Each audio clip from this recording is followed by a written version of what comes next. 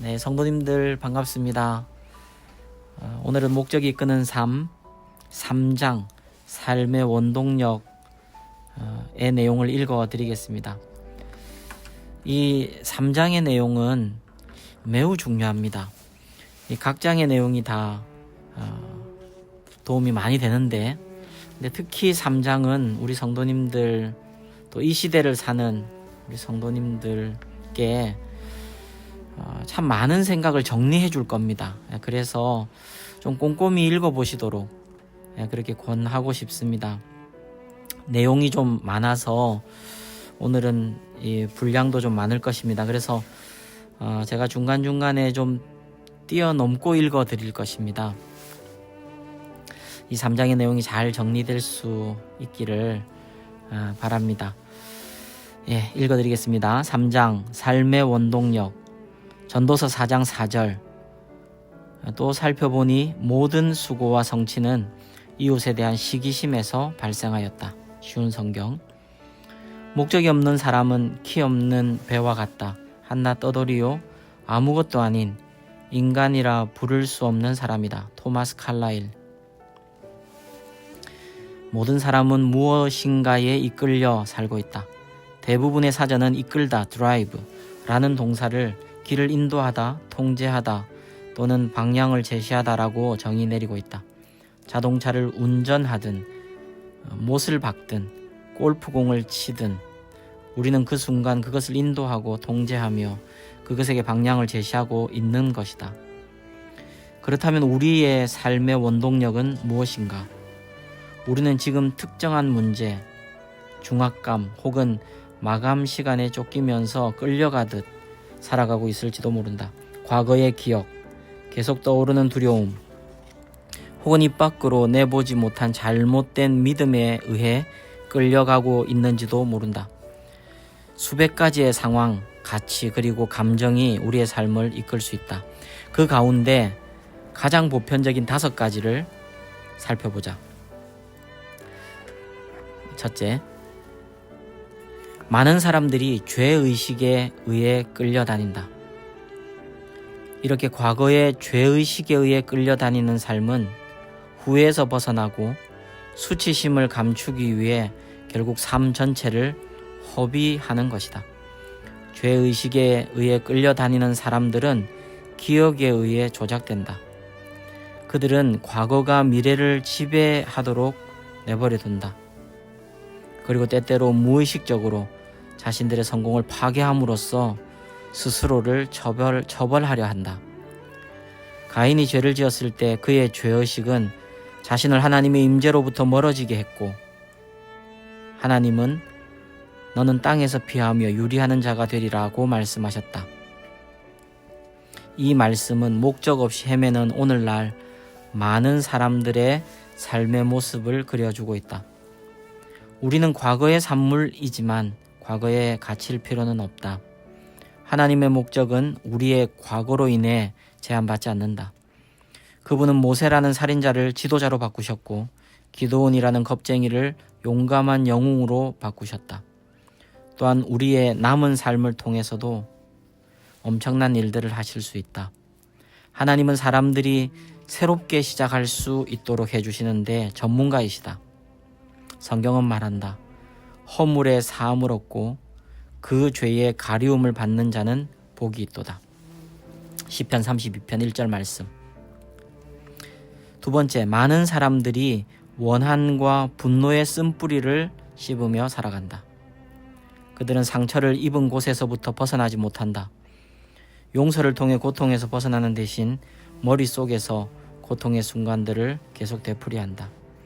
원한을 품고 사는 사람들은 여러 가지 모양으로 분노를 나타낸다.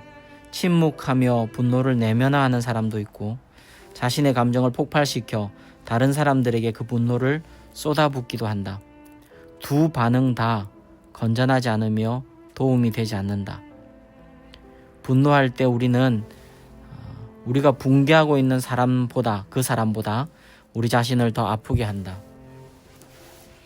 우리에게 상처를 입힌 사람은 이미 자기가 한 일을 잊고 살아가고 있는데 우리는 과거를 붙잡고 계속 고통 속에서 괴로워하고 있다.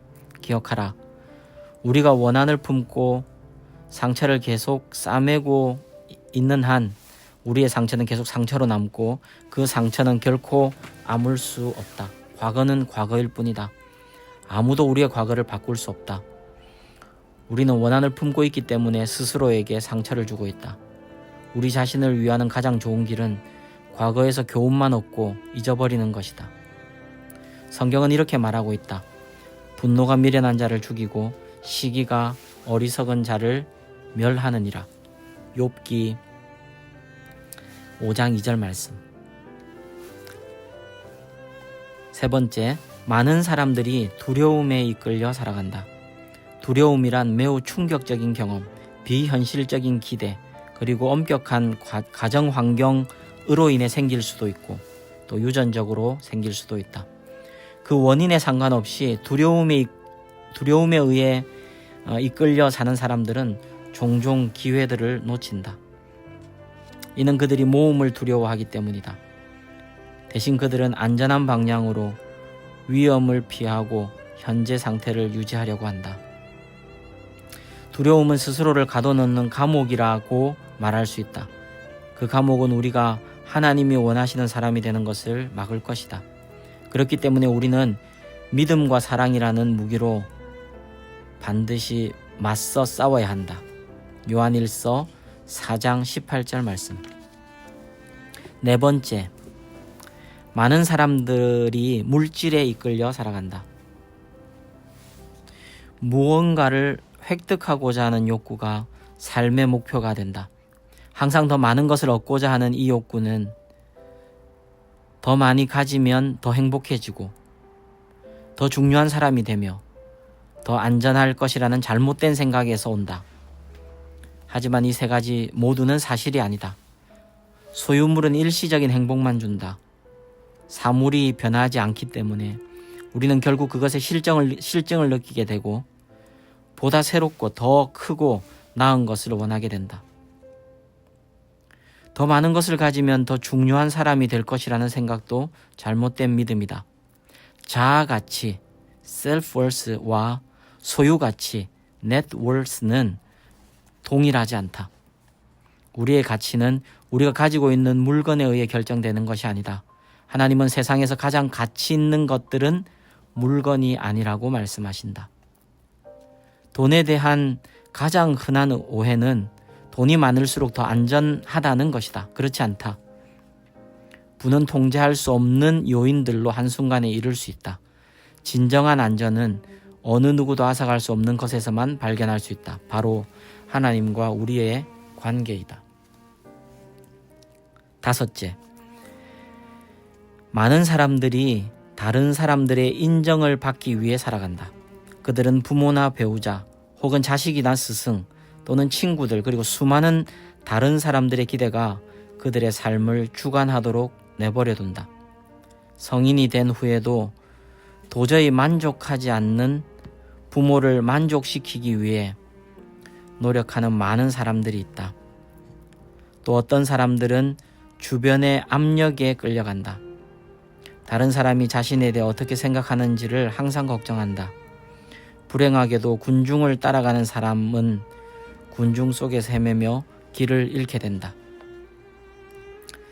나는 성공으로 이끄는 모든 길에 대해서는 알지 못하지만 한 가지 분명히 아는 것은 모든 사람을 만족시키려고 노력하는 것은 실패로 가는 길이라는 것이다. 다른 사람의 의견에 의해 통제받는 것은 우리의 삶을 향한 하나님의 목적을 놓치게 만드는 길이다. 이외에 여러 가지 우리의 삶을 이끄는 많은 다른 힘이 있지만 이 모두가 막다른 골목, 즉 사용하지 못하는 잠재력, 불필요한 스트레스, 그리고 만족하지 않는 삶을 향해 나아가게 한다. 이 40일간의 여정은 어떻게 하면 하나님의 목적에 의해 인도되고 통제되며 방향이 뚜렷이 설정된 목적이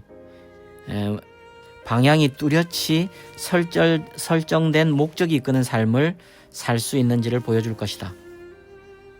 하나님이 우리의 삶에 대해 가지고 계시는 목적을 아는 것은 가장 중요하다. 목적을 모르는 삶을 보상해 줄 수 있는 것은 아무것도 없다. 성공, 부나 명성, 그리고 쾌락도 삶의 의미를 부여할 수 없다. 목적 없이 사는 삶은 의미 없는 행동, 방향 없는 활동, 그리고 이유 없는 행사들의 끊임없는 연속밖에 될 수 없다. 목적 없이 사는 삶은 하찮은 삶이요 무의미한 삶이다. 네, 여기까지 우리가 보편적으로 어느 것에 이끌려 살아가기 쉬운가 하는 것을 5가지 설명했고요. 그리고 아직 이 장이 안 끝났습니다. 제가 끊어서 녹음도 할까 생각도 해봤는데 이어서 하겠습니다. 이제 목적이 이끄는 삶을 따를 때의 유익 5가지를 설명하고 있습니다. 목적이 이끄는 삶에 따르는 유익 5가지 유익이 있다. 첫째, 목적을 아는 것은 삶의 의미를 부여해준다. 인간은 삶의 의미를 갖고 살도록 만들어졌다. 그렇기 때문에 사람들은 점성학이나 심령술사와 같은 모호한 방법들을 통해서라도 삶의 의미를 찾으려고 한다.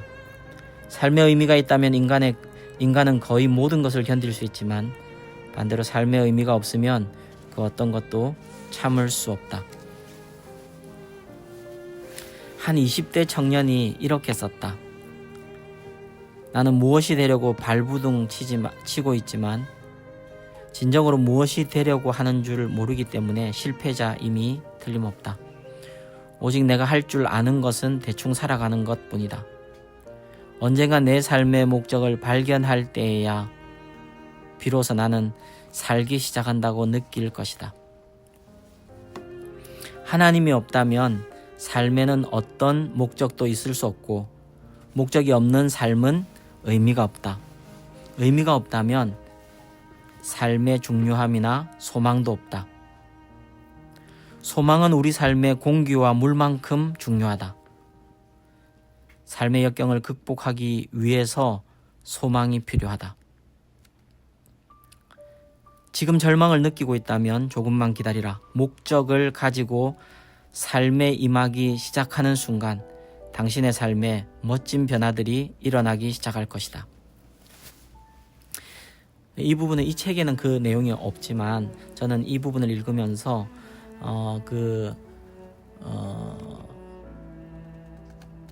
독일 유대인 학살 때 그때 이름이 지금 생각이 안 나는데 어느 한 분이 자신의 삶을 이렇게 질서 있게 고결하게 또 소망을 가지고 이끌면서 깨어진 유리병 조각으로 매일같이 면도를 하면서 그렇게 하루하루를 소망 가운데 살았던 한 분의 얘기가 생각이 납니다. 그러니까 목적을 아는 것이 우리의 삶의 의미와 소망을 준다는 것이죠. 둘째, 목적을 알면 우리 삶은 단순해진다. 왜냐하면 그것은 우리가 무엇을 해야 하고 무엇을 하지 말아야 할 것을 명확하게 해주기 때문이다. 우리의 목적은 꼭 필요한 활동과 그렇지 않은 것들을 평가하는 기준이 된다. 일을 하기 전에 간단히 이 일이 나를 향한 하나님의 목적을 달성하는 데 도움이 될까? 라고 자문하면 된다. 목적이 이끄는 삶은 더 단순한 삶의 방식과 분별 있는 계획을 갖게 한다. 셋째, 목적을 알면 초점을 맞춘 삶을 살게 된다. 이는 우리의 노력과 에너지를 중요한 것에 집중하게 해준다. 우리가 선택적으로 살게 되기 때문에 모든 것이 효율적으로 이루어지게 된다. 사소한 일들로 마음이 산란해지는 것이 인간의 본성이다. 우리는 우리의 삶에서 사소한 것들을 추구한다. 헨리 데이빗 소로는 사람들이 조용히 자포자기하는 삶을 산다고 말했지만 오늘날 이에 대한 더 적합한 설명은 목적 없는 산만함이다. 많은 사람들이 회전판이 돌아가는 것처럼 정신없이 계속 회전하기만 할 뿐 그 어디로 가지도 못한다. 명확한 목적이 없이 우리는 계속 방향을 전환하고 직업, 관계, 교회, 그리고 그 외부적인 것들을 끊임없이 바꾼다. 그것이 우리의 마음의 혼란스러움을 안정시켜주고 공허함을 채워주기를 바란다. 우리는 이번엔 다를 거야 라고 생각하지만 그 기대가 초점과 목적에 결여라는 진정한 문제를 해결해 주지는 못한다. 성경은 이렇게 말한다. 그러므로 어리석은 자가 되지 말고 오직 주의 뜻이 무엇인지 이해하라. 에베소서 5장 17절 말씀. 초점을 맞추는 것의 힘은 빛을 통해서 알 수 있다. 넓게 흩어진 빛은 힘이나 영향력이 거의 없다. 하지만 빛에 초점을 맞추면 에너지를 모을 수 있다. 돋보기를 통해 태양빛을 모아 잔디나 종이를 태울 수 있다. 레이저 광선처럼 빛이 더 강하게 한 초점으로 모아지면 강철도 뚫을 수 있다. 목적이 있고 초점이 맞춰진 삶만큼 강력한 것은 없다. 성령의 능력을 힘입어 하나님의 손에서 받은 목적이 이끄는 삶을 살 때 하나님의 선한 뜻을 능력이 감당할 수 있는 것이다. 역사에서 가장 큰 변화를 만들어낸 사람들은 가장 뚜렷한 목적을 가지고 산 사람들이었다. 예를 들어 사도 바울은 거의 빈손으로 로마 제국에 기독교를 전파시켰다.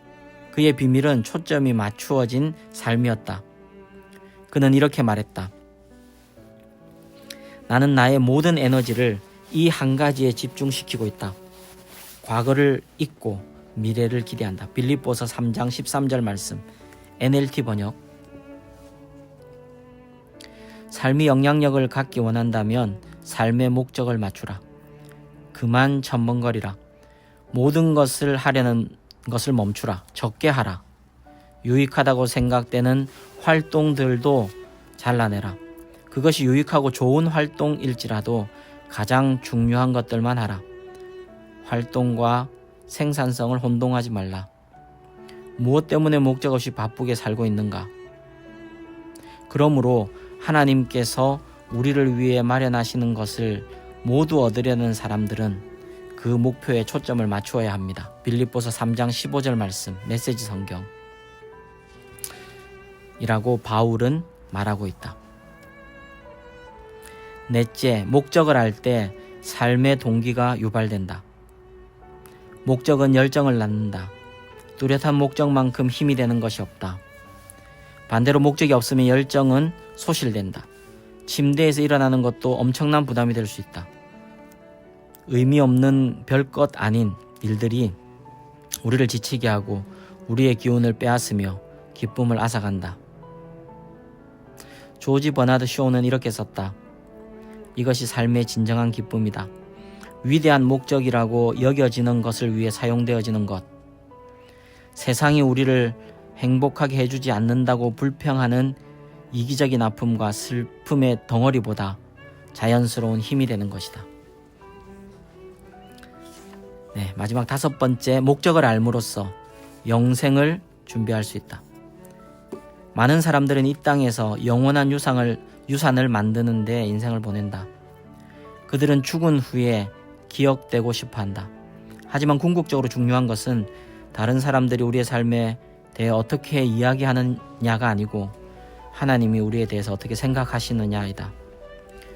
다른 사람들이 우리가 평생 이룩한 것 이상을 이룩할 것이고 기록은 깨어지게 되어 있으며 명성은 사라지고 공로는 잊혀진다는 사실을 사람들은 깨닫지 못한다. 대학 시절 제임스 답슨의 목표는 학교 테니스 챔피언이었다. 그는 열심히 노력했고 자신의 트로피가 학교 트로피 전시장에 놓였을 때 대단히 자랑스러웠다. 그런데 몇 년 후 어떤 사람이 그 트로피들을 우편으로 보내왔는데 학교 재건축 당시 쓰레기통에서 발견했다는 것이다. 제임스 dobson은 말한다. 얼마간 시간이 흐른 뒤 당신의 삶의 모든 트로피는 누군가에 의해 버려지게 된다. 지구상의 유산을 남기기 위해 사는 것은 근시안적인 목표일 뿐이다. 영원한 유산을 남기는 삶을 사는 것이 시간을 더 유용하게 쓰는 방법이다. 우리는 이 세상에서 기억되기 위해 이 땅에 보내진 것이 아니다.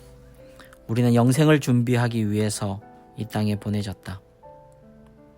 어느 날 우리는 하나님 앞에 서게 될 것이고 그분은 우리의 삶에 대해 조사하실 것이다. 영생에 들어가기 전 마지막 시험인 것이다. 성경은 이렇게 말한다. 기억하라. 우리 각자는 하나님의 심판대에 서게 될 것이다. 그렇다. 우리 각자는 하나님께 자기 삶에 대한 셈을 해야 할 것이다. 로마서 14장 10절 12절 NLT 번역. 그러나 다행히도 하나님은 우리가 이 시험을 통과하기 원하시기 때문에 우리에게 물으실 질문들을 미리 가르쳐 주셨다. 성경을 통해 하나님이 두 가지 중요한 질문을 하실 것임을 우리는 알 수 있다. 첫째, 너는 나의 아들 예수 그리스도와 함께 무엇을 하였느냐? 그분은 우리의 종교적 배경이나 교리에 대한 생각을 묻지 않으실 것이다. 중요한 것은 예수님이 우리를 위해서 하신 일들을 받아들였고 예수님을 사랑하고 신뢰하는 것을 배웠냐 하는 것이다. 예수님은 내가 곧 길이요 진리요 생명이니 나로 말미암지 않고는 아버지께 올 자가 없느니라고 말씀하셨다. 두 번째 중요한 질문은 내가 너에게 준 것들로 너는 무엇을 했느냐이다. 너는 삶을 통해 무엇을 했느냐? 내가 준 은사와 재능, 기회와 에너지, 인간관계 그리고 자원들로 무엇을 했느냐? 스스로를 위해 썼느냐? 아니면 내가 너를 창조한 목적을 위해 사용했느냐? 이 두 질문에 대해 대답할 수 있도록 준비시키는 것이 이 책의 목적이다. 첫 번째 질문은 우리가 영생을 어디에서 보낼지를 결정해 줄 것이고 예수 그리스도와 함께 무엇을 했느냐라는 질문. 두 번째 질문은 내가 준 것으로 넌 무엇을 했느냐는 질문은 우리가 영생에서 무엇을 할지 결정해 줄 것이다. 이 책의 마지막 장을 넘길 때 우리는 두 질문 모두에 대해 대답할 준비가 되어 있을 것이다. 네, 여기까지 내용입니다. 요약하는 내용. 데이 3 셋째 날, 내 삶의 목적에 대하여 생각할 점. 목적을 따라 사는 것은 평화로 가는 길이다. 외울 말씀. 주께서 심지가 견고한 자를 평강의 평강으로 지키시리니 이는 그가 주를 신뢰함이니이다. 이사야 26장 3절 말씀. 삶으로 떠나는 질문. 가족과 친구들은 내 삶의 원동력을 무엇이라고 말하겠는가? 나는 진정 어떠한 사람이 되고 싶은가? 3장 삶의 원동력 내용 여기서 마치도록 하겠습니다. 오늘 좀 길었지만 여러분 이 내용을 잘 살펴보시고 정리해 보시고 하셔서 큰 유익을 얻으시기를 바랍니다. 또 내일 뵙겠습니다. 사랑하고 축복합니다.